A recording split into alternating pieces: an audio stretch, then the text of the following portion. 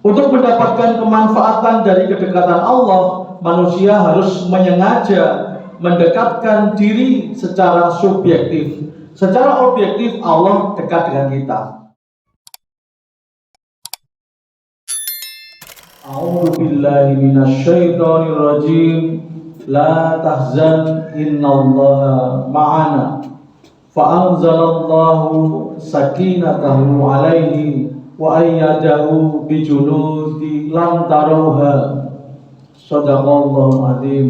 Jamaah rahimakumullah, manusia diciptakan dengan kelebihan dan kekurangannya masing-masing. Maka perlu pertolongan dari Allah dalam menjalani kehidupannya. Dan Allah siap menolong hambanya. Sebagaimana sudah saya sampaikan di awal khutbah surat At-Taubah ayat 40, janganlah kamu susah, sesungguhnya Allah akan selalu beserta kita. Dan Allah menurunkan ketenangannya kepada hambanya dan membantunya dengan tentara yang kamu tidak melihatnya. Secara objektif Allah selalu menyertai dan dekat dengan hambanya. Dalam hadits ayat 4 Allah berfirman, wa huwa ma'akum aina ma kuntum wallahu bima ta'maluna basyir. Dan Dia Allah selalu beserta kamu dimanapun kamu berada. Dan Allah Maha melihat apa yang kamu kerjakan. Ibnu Katsir menafsirkan ayat tersebut, Dia Allah Maha mengawasi kalian, menyaksikan perbuatan kalian kapan dan dimanapun kalian berada, di darat maupun di laut, di waktu malam maupun siang, di dalam rumah maupun di tempat yang sunyi. Pengetahuan Allah meliputi semua makhluknya secara menyeluruh. Semua dalam pengawasan dan dalam pendengarannya. Dia mendengar semua ucapan serta menyaksikan semua keadaan kalian. Dan Dia mengetahui apa yang kalian tampakkan maupun yang kalian rahasiakan. Para ulama membagi kebersamaan dengan Allah dengan dua bagian. Yang pertama adalah ma'iyah ammah atau kebersamaan secara umum. Adalah kebersamaan Allah dengan seluruh hambanya dalam pengawasan dan penglihatannya, mengetahui seluruh perbuatannya, baik perbuatan yang baik maupun yang buruk, dan Zat yang membalas semua perbuatan mereka.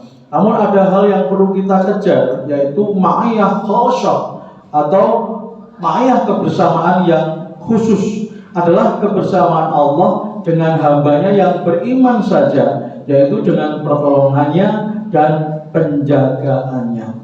Untuk mendapatkan kemanfaatan dari kedekatan Allah, manusia harus menyengaja mendekatkan diri secara subjektif. Secara objektif Allah dekat dengan kita.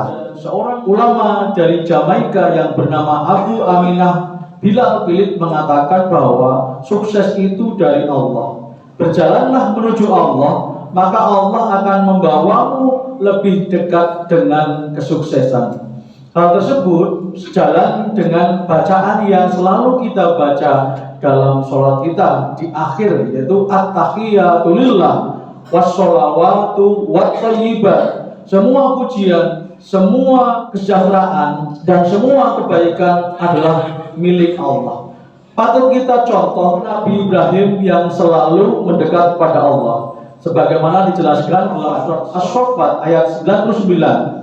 A'udzu billahi minasyaitonir rajim wa qala inni dzahibun ila rabbi sayahdin. Dan Nabi Ibrahim berkata, sesungguhnya aku selalu menghadap kepada Tuhanku, Dia Tuhanku akan memberi petunjuk kepadaku. Jika seorang hamba mau mendekat pada Allah, maka Allah akan membalas lebih dekat dan lebih cepat. Sebagaimana disebutkan dalam hadis riwayat Bukhari, wa in atani yamsi ataituhu harwalatan. Jika dia hambaku mendekat kepadaku dengan berjalan, maka aku Allah akan mendatanginya dengan berjalan cepat. Cara Nabi Ibrahim alaihissalam mendekatkan diri pada Allah dijelaskan dalam tafsir Al-Madinah Al-Munawwarah yang menerangkan surat As-Saffat ayat 99 tersebut. Mendekat adalah berhijrah ke tempat atau situasi untuk bisa beribadah kepada Allah lebih baik dan lebih leluasa. Pendekatan pada Allah yang terbaik adalah dengan ketaatan. Dalam surat Asy-Syura disebutkan fattaqullaha wa ati'un. Maka bertakwalah kepada Allah dan taat. Surat Asy-Syura ayat 108, 110, 126, 131, 144, 150, 163, dan 179.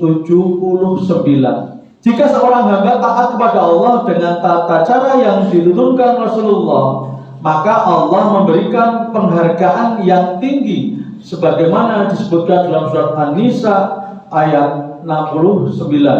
A'udzu billahi minasyaitonir rajim. Wa may yuti'illaha war rasul fa ulaika ma'al ladzina an'ama Allahu 'alaihim minan nabiyyin wash-shadiqin wasyuhada wasyolihin wa hasuna ulaika rafiqa. Siapa yang taat kepada Allah dan Rasulnya, mereka itu akan bersama-sama dengan orang-orang yang dianugerahi nikmat oleh Allah, yaitu para nabi, para siddiqin, orang-orang yang mati syahid, orang-orang yang soleh, dan mereka itulah teman-teman yang terbaik. Jamaah yang dirahmati Allah, pertanyaannya adalah sudah seberapa upaya untuk mendekat pada Allah? Paling tidak lisan kita, biasakan lisan kita menyebut nama Allah, biasakan kita membaca Al-Quran, biasakan kita berdoa pada Allah. Seorang ulama yang bernama Ibnu Athaillah mengatakan, kalau kamu disibukkan dengan zikir kepada Allah, maka Allah akan sibuk mengingat kamu. Jika kamu disibukkan dengan doa, maka Allah akan sibuk memberikan sesuatu kepadamu. Jika kamu disibukkan dengan membaca Al-Quran, maka Allah akan senang berkomunikasi dengan kamu. Jika kamu disibukkan dengan ketaatan, maka Allah akan selalu mendekat kepadamu. Inilah yang harus kita upayakan, selalu mendekat pada Allah, minimal lisan kita.